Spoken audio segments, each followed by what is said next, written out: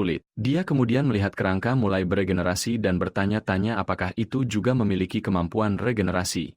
Dia melihat sesuatu bergerak di bawah tanah menuju ke arahnya, dan tiba-tiba muncul, mencoba menyerang. Dia melangkah mundur dan menyadari itu adalah ekor kerangka. Kerangka itu mengayunkan ekornya lagi untuk menyerang, dan Russell mengangkat tangannya untuk menangkis sambil mengumpat pelan. Saat itu, kandidat berambut biru membekukan ekor dengan kemampuan medan esnya dan berkata bahwa dia baru saja menyelamatkan nyawa Russell, jadi dia tidak bisa begitu saja meninggalkannya sekarang.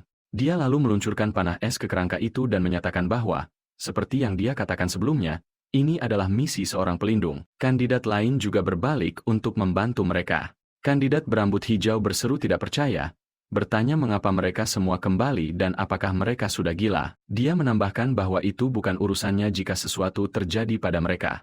Di tempat lain, Saphir tergeletak terluka di tanah. Dia membuka matanya, melihat kerangka raksasa itu, dan bertanya-tanya apakah itu hasil dari mantra pemanggilan pengorbanan.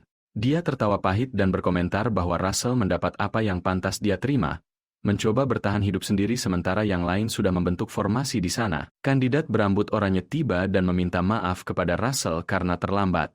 Russell berpikir bahwa ini bukan bagian dari rencananya, lalu mengaktifkan skill tombak api. Dia berkata bahwa karena mereka telah memilih untuk bertarung bersama, dia tidak akan menghentikan mereka. Tapi jika mereka ingin bertahan hidup, jika mereka ingin menang, maka mereka harus mendengarkannya dengan seksama. Kerangka raksasa itu melepaskan diri dari es yang membekukannya. Russell mengatakan bahwa dia akan membuat retakan untuk menjebak kerangka itu, jadi dia memasukkan semuanya ke dalamnya lalu melemparkan tombak apinya ke arahnya dalam upaya menyerang. Saat tombak itu hampir mengenai wajahnya, dia memberi isyarat kepada kandidat lain untuk bertindak. Mereka semua melempar tombak mereka ke kerangka raksasa, memicu ledakan besar. Kerangka raksasa itu mulai beregenerasi lagi. Russell menggenggam tangannya yang gemetar dan bergumam frustrasi, mendesak dirinya untuk mencoba sekali lagi, satu kali lagi, tombak api. Sementara itu, Olsen masih berlari melalui hutan, berusaha mencapai para kandidat untuk memberikan bantuan. Russell merenungkan bahwa semua orang telah mempertaruhkan nyawa mereka untuk berada di sini dan menghadapi bahaya ini, bukan hanya untuk misi seorang pelindung tetapi juga untuk dirinya. Kandidat berambut biru meluncurkan rentetan panah es untuk menyerang kerangka raksasa, sementara kandidat berambut oranye menembakkan bola cahaya dalam upaya menahannya. Russell menyadari bahwa mereka harus melangkah lebih jauh lagi. Dia tahu dia harus melindungi mereka. Dia mengaktifkan skill tombak api dengan kekuatan penuh, melepaskan gelombang api di sekelilingnya. Dengan erat menggenggam tombaknya, dia melemparkannya ke kerangka raksasa sambil berteriak menyerang. Para kandidat lain juga melempar tombak mereka secara bersamaan, membakar kerangka itu dengan api dan menghancurkan tulangnya di bawah serangan gabungan. Pada saat itu, Olsen tiba, melihat kerangka itu, dan bertanya apakah itu benar-benar kerangka raksasa. Kerangka itu mencoba menyerang kandidat berambut oranye, tapi dia dengan cepat melompat mundur untuk menghindari serangan itu. Olsen marah dan berpikir bahwa para lemah itu yang bekerja sama hanya membuang-buang tenaga dan seharusnya mereka lari saja. Narator menjelaskan bahwa Vermilion Olsen selalu menganggap kerapuhan sebagai kelemahan. Jika satu orang jatuh, yang lain pasti ikut jatuh bersamanya. Russell sekali lagi mengaktifkan skill tombak api, melepaskan gelombang api yang menyebabkan ledakan hebat. Olsen terpana oleh apa yang dilihatnya. Narator melanjutkan, menyatakan bahwa pada hari itu juga, Olsen mulai memahami sebuah kebenaran baru. Karena mereka rapuh, jika salah satu dari mereka bangkit, maka semuanya akan bangkit bersama. Serangannya menghancurkan kepala kerangka raksasa itu. Kandidat lain juga mengalirkan kekuatan mereka untuk bergabung dalam serangan, dan ledakan besar pun terjadi. Saat debu mulai mereda, penyihir botak muncul dari sisa-sisa tubuh kerangka itu. Dengan marah, dia menyatakan bahwa pertarungan belum selesai dan mencoba untuk meregenerasi bentuk kerangka tersebut. Sebagai balasan, Olsen mengaktifkan kemampuan overhead-nya, menggenggam satu tangan dengan erat menggunakan tangan lainnya, dan memerintahkan makhluk jahat itu menghilang saat dia melancarkan serangannya. Para kandidat terkejut melihat musuh hancur dalam satu serangan. Russell berkata kepada Olsen bahwa jika dia akan datang, seharusnya datang lebih cepat dan tersenyum. Saat itu, Hubert meletakkan tangan di bahu Russell dari belakang dan memberikan pujian sementara Russell kehilangan kesadaran. Jendela sistem menampilkan notifikasi, persetujuan juri seleksi, 10 dari 10. Misi selesai. Hadiah berupa monostone tingkat menengah telah diberikan.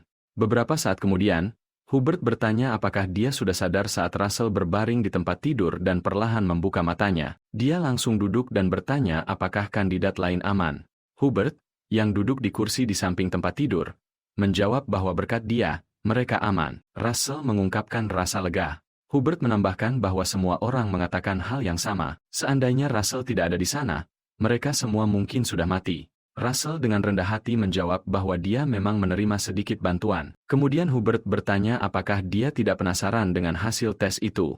Russell mengakuinya, menyebutkan tes seleksi. Hubert teringat kilas balik saat semua juri duduk bersama untuk membahas masalah itu. Di hutan, kandidat berambut hijau menyerahkan batu kepada juri menara kuning kerajaan, yang bereaksi dengan kesal. Dia mengatakan bahwa, sejujurnya, ada banyak hal yang perlu dikhawatirkan. Sejak saat para sesat menyerang tempat ujian, tugas-tugas asli kehilangan maknanya. Situasinya menjadi di mana kerja sama lebih berharga daripada kompetisi. Dengan pemikiran itu, semua juri seleksi mencapai keputusan bulat. Dia menyimpulkan bahwa dalam tes seleksi ini, individu yang pantas mendapatkan skor tertinggi adalah Russell. Russell merenungkan tentang menerima skor tertinggi dalam seleksi menara. Akhirnya dia bisa lulus dari akademi.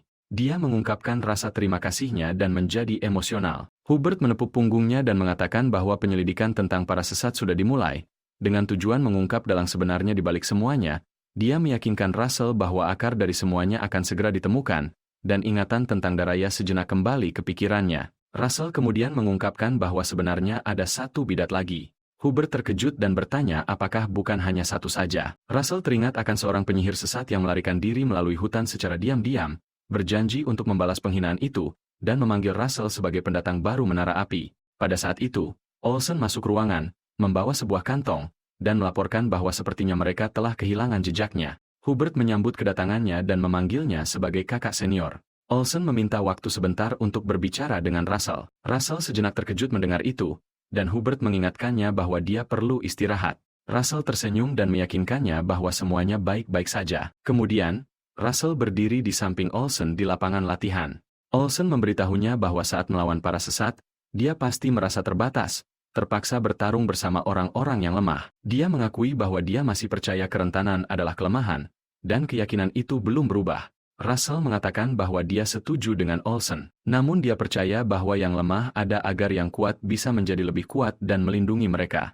Dia teringat beberapa kilas balik dan menambahkan bahwa yang lemah, terinspirasi oleh perlindungan yang kuat, juga berusaha untuk tumbuh. Akibatnya, tidak ada yang tertinggal, dan mereka semua melangkah maju bersama. Olsen tersenyum dan menjawab bahwa itu bukan jawaban yang buruk. Dia melemparkan kantong itu ke arah Russell dan menyuruhnya membukanya. Russell menangkapnya, terkejut dengan apa yang dilihatnya, dan berpikir bahwa itu adalah jubah menara api saat dia membuka kantong itu. Olsen memperingatkan dia untuk tidak terlalu cepat berasumsi. Jika Russell ingin bergabung dengan menara api, masih ada satu ujian lagi. Russell bingung, mengira tes seleksi sudah berakhir. Olsen menjelaskan bahwa ini dianggap sebagai semacam tradisi kuno. Dia menantang Russell untuk membuatnya keluar dari lingkaran, yang kemudian dia bentuk di sekeliling dirinya menggunakan kekuatannya. Dia mengatakan kepada Russell bahwa dia boleh menggunakan sihir apapun yang dia inginkan. Jika dia berhasil memaksa Olsen keluar dari lingkaran, dia menang, tapi jika gagal, akan ada konsekuensi yang pantas. Russell diam-diam mengambil sebuah batu dari inventarisnya dan berkata agar dia tidak menyesal nanti. Dia mengingatkan Olsen bahwa dirinya sendiri yang mengatakan bahwa sihir apapun boleh digunakan, lalu mengepalkan tinjunya, bersiap untuk menyerang. Sementara itu, Hubert masuk ke akademi, terkejut oleh suara gaduh dari luar. Di sisi lain, tubuh Olsen diselimuti petir, dengan satu kaki berada di luar lingkaran. Dia yakin dirinya mengenakan baju zirah yang tidak kalah kuat dari lingkaran